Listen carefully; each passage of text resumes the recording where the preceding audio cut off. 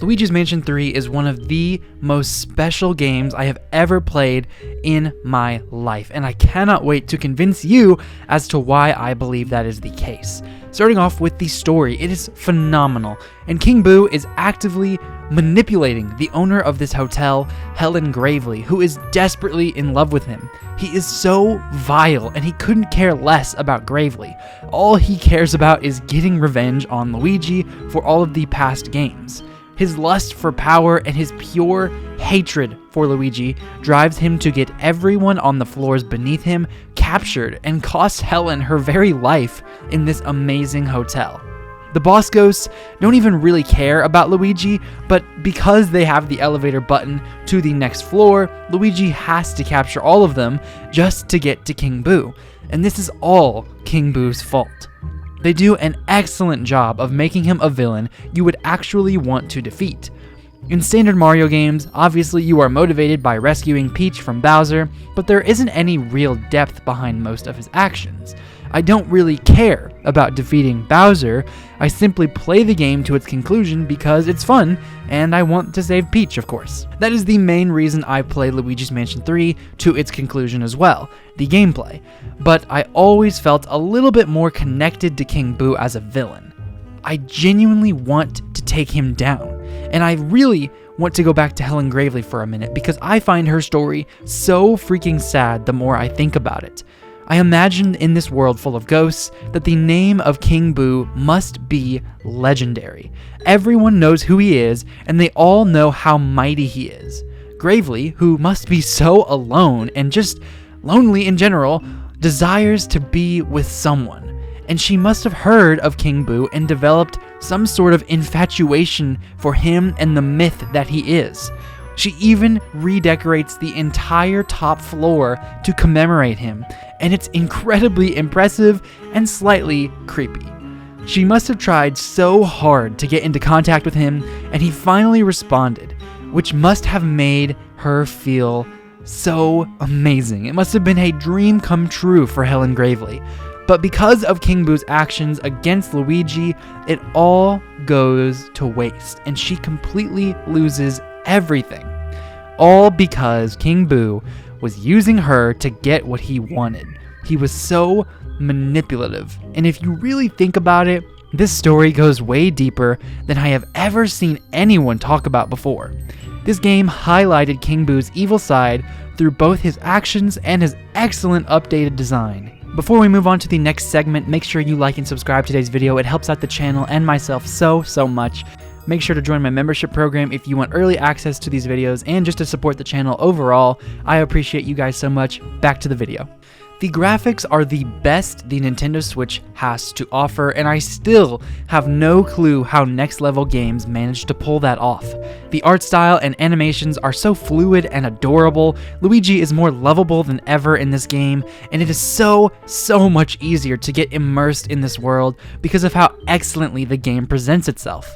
One amazing way that they hide the loading screens is through the elevator. You go from floor to floor finding elevator buttons to reach the top floor with the ultimate goal of defeating King Boo and rescuing Mario, Peach, and all the Toads.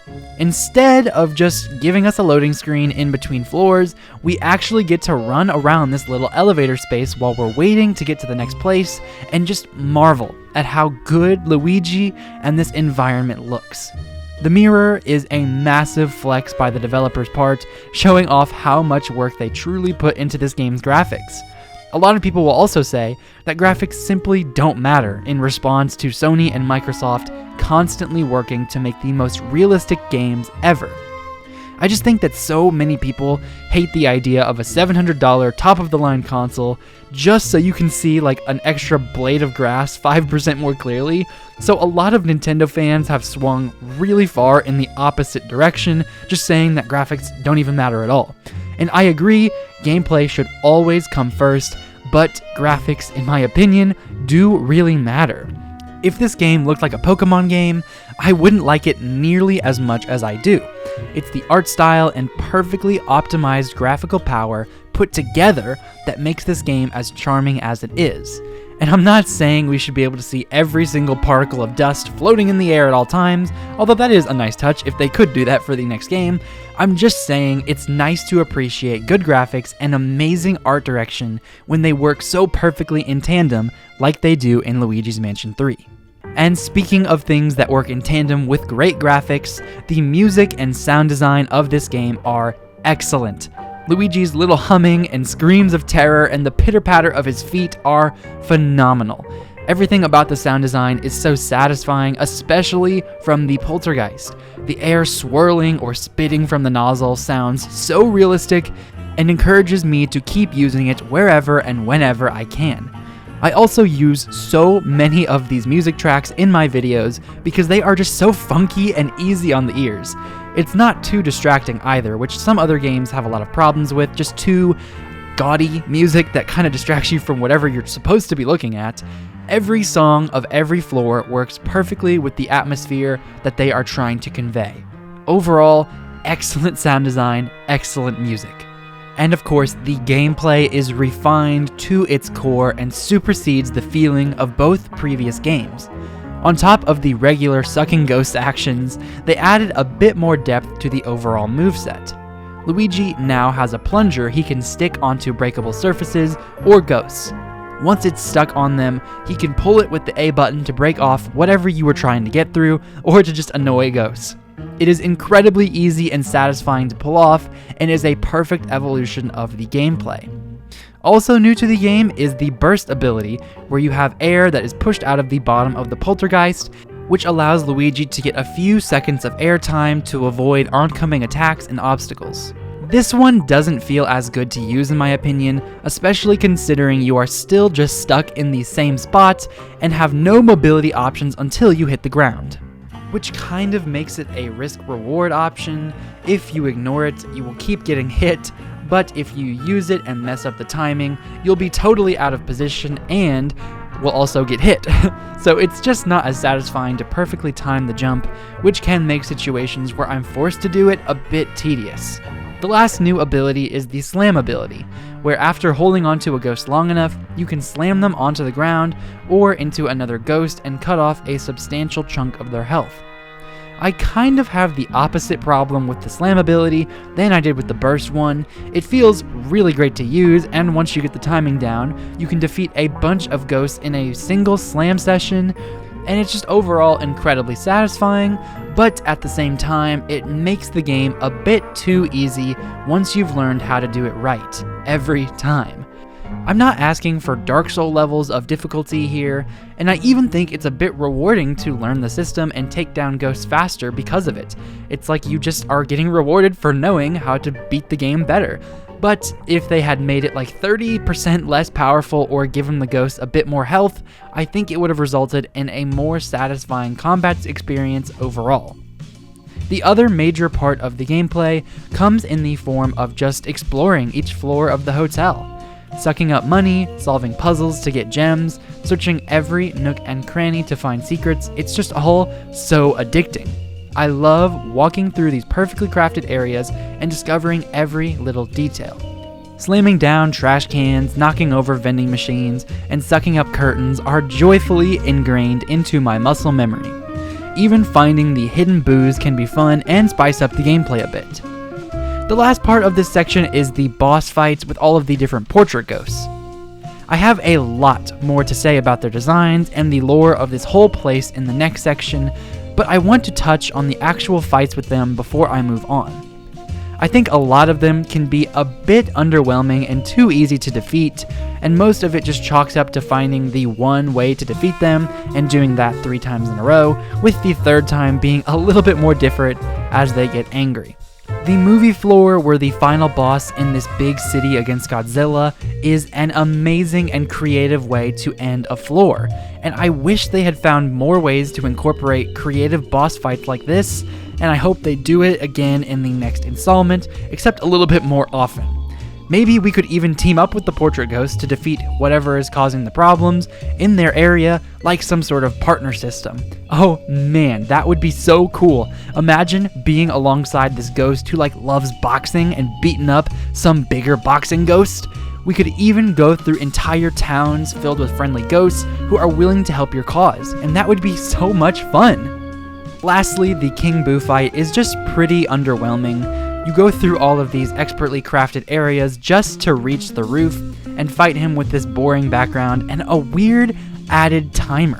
And I hate timers in video games because the challenge isn't mastering the gameplay to defeat a difficult task. The challenge becomes, how fast can you do this mundane, easy thing? Which makes it all the more frustrating if you mess up and have to start all the way over. The fight certainly could have been better, especially considering this is the best iteration of King Boo by far. Hey there, Editing Ray, and I am still a little bit sick, still recovering, but on the up and up, hoping to make more videos editing this now. And I just realized that the last little bit of this section is actually supposed to be on Luigi, and I never got to that. So Luigi is a new ability in Luigi's Mansion 3 that I am a bit mixed on, because I really enjoyed the idea of having a clone of Luigi that can go in certain places that Luigi can't, but at the same time I find its design to be inherently flawed in a way, because once you start to develop your game around a certain gimmick rather than the actual core gameplay itself, I start to be wary of whether or not you actually thought this through. For example, the only reason Luigi exists is because they made obstacles that regular Luigi cannot get to. So for example, there are arrows flying through the air, or there are spikes coming out from the ground, or you have to go through a grate. And Luigi can't do that on his own, but Luigi has no flesh and can go through it with his goo. And so it just makes me wonder, why did you create a character just for there to be obstacles that only he can get through, but he has the exact same abilities as Luigi? And sometimes the best uses of Luigi come when you use both Luigi and Luigi together by, pressing the button once and he comes out, and then you press it twice and he goes back in, then you press the button once and then you press it once again and you can go back to Luigi. So you can go back and forth and use both of their abilities at the same time, and some of those uses are really cool. But almost every other one, I found myself just kind of why is this necessary? If we have to make weird road block obstacles that aren't hard to get through, it just kind of takes up more time, then I kind of wonder why you chose to design it that way, if that makes sense. I don't actively hate Luigi, but I wouldn't necessarily say that he's the best idea either, because like I said, if the only obstacle is just simply taking more of my time, rather than it actually being a puzzle or some sort of difficult challenge inherently in and of itself, then I don't necessarily understand why you chose to do it that way. Because Luigi is a great character, but the only obstacle is simply waiting for him to come out of your tank every time you press the button, which, by the way, doesn't take that long, but it takes long enough to just annoy me. When I get to an obstacle, I'm like, okay, I know it's just Luigi, and I press the button, and he comes out, and it takes 3-4 seconds, and I feel like it should only take, this is a minor complaint, but I feel like it should only take 1 to 2 seconds, and for the amount of times that we use Luigi, especially a little bit later on, it was just a little annoying for me to have to do that every single time and wait and wait and wait. And then it's kind of annoying because some key items that you grab with Luigi, if you just press double tap it and he goes back in your tank, the object is left wherever he dropped it. You don't get the object just because Luigi gets it. You have to bring it back to Luigi. But that only is the case with some collectibles, not all collectibles. So I don't know. He's fine, and I hope if they bring him back, they give him more of a purpose, maybe special abilities, not just, oh no, a spike, and Luigi can't do spikes, so now it's Luigi. I hope they give him more of a unique ability, something that actually warrants his existence, rather than just him sort of being there only because Luigi can't do certain things, but oh, he's Goo, so he can do it. I don't know. And they really marketed him as the big thing, and he's on the cover of the box, and he's on every single piece of official art that they have put out for this game.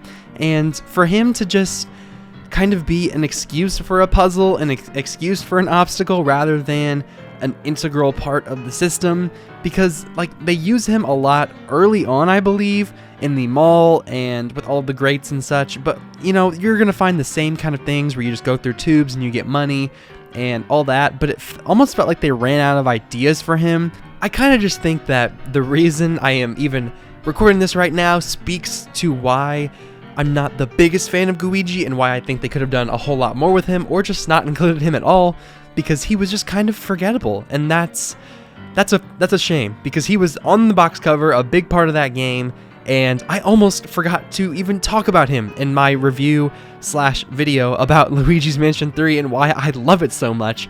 So the fact that I love this game so much, and one of their biggest marketing points wasn't even why I loved it, and wasn't even why most people loved it, is fascinating to me. So I hope, you know, I've seen a lot of people with Luigi fan art. Like he's a big popular character in the community, and he was in Luigi's Mansion like 3DS version of that first game, and so they're using him more often, and people have wanted him in Smash as like a skin of Luigi, and that would be really fun. But I don't know. I hope that if they bring him back, they do something better with him, or just give him more of a reason for existing. Now moving on to the next section, I want to talk about the overall themes that this game seamlessly incorporates. Many people were clamoring for next level games to go back to the singular mansion style from the original Luigi's Mansion, and I bet they wanted to branch out from the original by adding in more themes rather than just being in a singular haunted mansion. So logically, they figured the only way to add such opposing themes was to take the player from location to location, which is exactly what they did in the second game. And in terms of cementing those themes, it was a total slam dunk, but at the cost of frustrating the players who felt their immersion was being ruined every single time Professor Egad would rip you out of the mansion once a mission was completed.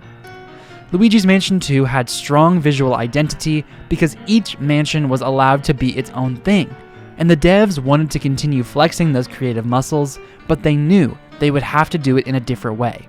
The hotel was an ingenious idea on their part because the floor-by-floor style allows the developers to get wildly creative in how different every single floor is without having any of the limitations of being bound by a singular mansion. Just incredibly creative. They essentially pleased both sides at the exact same time and fixed the problems of both sides in one go. The Mad Lads actually couldn't have done a follow-up to Luigi's Mansion 2 in a better way than this. They not only fixed all the problems with their own previous games, but they used the location to make the player set their own expectations for what is even possible without them even realizing it. Allow me to explain. Once you arrive, you go from more standard locations that you might find in a really fancy hotel. There's a restaurant, a gym, a disco nightclub, a shopping mall, all the things that you might think is a little funny to be in a hotel, but it can be explained away as just a really, really fancy and expensive hotel. I mean, if they can put entire water parks and casinos on big cruise boats in real life, people could absolutely make a hotel with all of this stuff in it. But as you get higher and higher in the hotel, the sense of wonder in these locations skyrockets. You go through a medieval castle, a pirate's cove, an Egyptian labyrinth, for Pete's sake. These locations had my jaw dropping every single time I saw how elaborate they were, and that sense of awe could only have happened because of the use of the hotel. When you arrive to the hotel, the sense of scale is cleverly but clearly shown to you as the camera pans up and you see just how massive this place actually is. But still, in the back of everyone's minds, you still subconsciously believe you're in a regular hotel. So every time you get in that elevator and you go up to the next floor, you would never expect those doors to open and you see an Egyptian labyrinth. And the most ingenious part of this is that you start off thinking, okay, I know what I'm getting into, this is just a cool hotel. But then the doors open and boom, you're essentially in a massive castle. So now the developers are just totally in your head. Every single time you collect an elevator button and you go to the next floor, you have positively no clue what you are about to get into. And at first, it may seem ridiculous at how massive these floors can be, and I certainly struggled to wrap my head around it as well. I mean, the hotel looks so skinny from the outside perspective that we get in the opening cutscene and in just all of the marketing material, but after multiple playthroughs, I totally understand what one opening shot panning up to the sky was about. It was their way of saying, you can't even see how massive this hotel is from down here. Look at how small Luigi is compared to the very first floor. This game toys with your expectations in ways I have never seen in a game before, and it is why it is one of my favorite games of all time. But that's just the tip of the thematic iceberg, because you would think that's where the creativity stops, but no sir, we are just getting started. Some of my favorite floors were the ones that don't really go all out in terms of scope or scale, but get you invested in the story of the boss ghosts that you are chasing around. The floors where you walk in and the location itself isn't what captivates you are some of my favorites. I want to briefly wrap up the section of this video by talking about the janitor, the dinosaur, the movie director, the piano player, the magicians, and the gardener portrait ghosts. Late in the game, after you've been climbing floor after floor after floor, you may start to notice that there is one elevator button at the very bottom of the panel that is missing. Right next to the B1 button where Professor Egad sets up home base, there is one hole that sticks out like a sore thumb. Eventually, you get the B2 elevator button that takes you downward for the first time in about a half dozen floors. The doors open and this dopey banjo theme starts to play. This place is nasty and it is all managed by one janitor. But this was the first time that I really remember sitting back and thinking, why does King Boo find this guy essential to the operation? Does King Boo even know that he's down here? Was this his job when he was alive? Was he ever alive? Why is he still even here? Was he always this mean to everyone, or did him working here for eternity turn him to be so grumpy? And I know I'm looking way too deeply into this, but every single floor that utilizes characters like this as the main highlight feels intentional. Like we are supposed to think about this and think deeply about it. And the one museum floor is so small that finding this massive caveman dinosaur ghost makes you wonder what he's even doing here. Is it the ghost of a caveman, or is it a humanoid representation of the T-Rex's spirit? The magicians make total thematic sense in a hotel that is made to entertain people. But why are there three of them? Are they sisters? Were they hired by Helen Gravely in their past life to entertain people, or are they just some weird residents of this place? The piano ghost is a total jerk, but he is a master on the keyboard. Did years of non-stop practice turn him into this ghost? Did he have a composition half finished that he refuses to be at peace until he finishes? The gardener is one of my most fascinating examples yet. This floor is overtaken by greenery, but still holds the hotel feeling to it. It's not some garden house. We are still in a hotel here. So why is there this massive beanstalk in the middle of it? Why does he make it grow the second we arrive instead of having it been like that the whole time? Was he a resident of this place, or was it his job to maintain the lawn and flowers in the hotel? Why is he so dedicated to this in the first place? And then everyone's favorite movie director.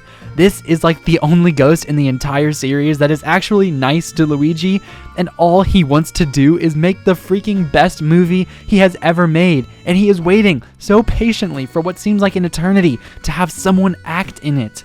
So, he lets Luigi take part as the main actor, and he immediately gets to work editing the movie. He is the only ghost where it is optional to suck him up. You can just leave him to his work, and when you come back later, his cute little movie will play on the projector, and he seems totally at peace. All of these amazing boss ghosts make me think and ask questions about this world. It makes me ponder if all of these ghosts are supposed to represent us, and if the only reason they are ghosts in the first place is because they can't let go of their past, can't let go of their regrets. Composing the greatest piece ever made, making one last amazing movie, being stuck in a horrible janitor job in the deepest, darkest part of a massive hotel where everyone else is having fun and you're just there to clean the bathrooms. And all of these ghosts make me think of everything that we hold on to so tightly in our world. Things that if we could just let go, we would just be so much happier and more fulfilled. But we hold on until it's too late to let go. Luigi's Mansion 3 teaches us that while we still have air in our lungs, it is okay to let go. Let go of losing that job you thought would take care of your family forever, but it just didn't work out. Let go of those stray feelings you have for an ex-boyfriend or girlfriend. Let go of that bad grade you got in a class you thought you were working so hard in. Life is incredibly short, too short for us to keep holding on to things that are anchoring us down, things that keep us from moving forward. And I hope through this game or this video you are able to finally let go of whatever has been shackling you down. And for me, that final shackle being broken came in the form of committing my life to Jesus Christ as my Savior who died specifically for all the sins I have ever committed and will commit. And I hope that if you haven't done that, you would do that today. But maybe for you, it is just as simple as eating a bowl of ice cream to make you feel better. But no matter what you are holding on to, let me be the one to say, it's time for you to let go. And man, there is no good way for me to segue from that section of the video into this, but I figured I would at least address a few of the most common critiques about this game, and let me briefly give my thoughts on them. And yes, the money in this game is incredibly fun to collect, but it is totally useless. The items you can buy aren't helpful at all, and the final grade that you get at the end of the game for making a certain amount of money feels very odd. It just felt like something that could have been left in the previous games and doesn't do much to enhance my enjoyment. Also, the stupid cat was completely unnecessary and annoying to capture. For thematic and story purposes, I love the idea of Helen Gravely having a ghost cat to contrast Luigi's polterpup. And maybe I wouldn't have minded if she had come in and stole the button one last time close to the end of the game as like some sort of last gasp from Gravely to keep Luigi from reaching her. Oh, it's like a big sacrifice. I'm sending my pet to keep me from getting in trouble with my love, King Boo. But 3 times was simply too much. It's understandable that they wanted to reuse some of the amazing areas they crafted and for us to see how they've changed since we defeated those portrait ghosts, but still it felt like it was completely unnecessary and it felt like they were insecure about the game's runtime, adding in padding in a game that otherwise is completely unapologetic about everything that it does. And speaking of the runtime, the game is a bit short. Luigi's Mansion 1 was also pretty short, but for a new IP and just exploring through one mansion, it made sense for that game. Luigi's Mansion 2 was longer, but only because of being constantly pulled in and out of mansions due to that mission structure, so I wouldn't say it's the best example of a game fully using its runtime to its maximum potential. Luigi's Mansion 3 on average will take about 10 to 13 hours to beat the main story, and in my first playthrough I seem to remember beating it in just 3 sittings, so take those numbers as you will. But of course, if you want to fully complete the game by getting all the money, all the achievements, and finding every single gem and Boo, the game will take significantly longer for you. Google says it would take about 22 hours to fully complete, but I think if you don't have a guide, you could easily spend 30 plus hours finding every little bit. A lot of people have criticized the game for being a bit too short, but in my opinion, if people are asking for more, you probably ended the game at just the right time. Assuming they ran out of ideas for more floors, I seriously doubt anybody wants any more dumb cat missions just to pad the game's time. To be honest, I don't know what they could possibly do to top this game for me outside of some of the suggestions I had earlier in this video, but I have every single confidence that they will do just that. Luigi's Mansion 4 has some big shoes to fill, and it cannot come fast enough, but I hope that they are taking their time to make it with as much love, care, passion, and dedication as they did with Luigi's Mansion 3. So, Thank you, my ghoul-loving friends, for sticking with me all the way to the end. Make sure to like and subscribe today's video if you enjoyed it. Click that notification bell to know exactly when my videos come out, and consider joining my membership program to support the channel and get early access to all of these videos a week or so in advance.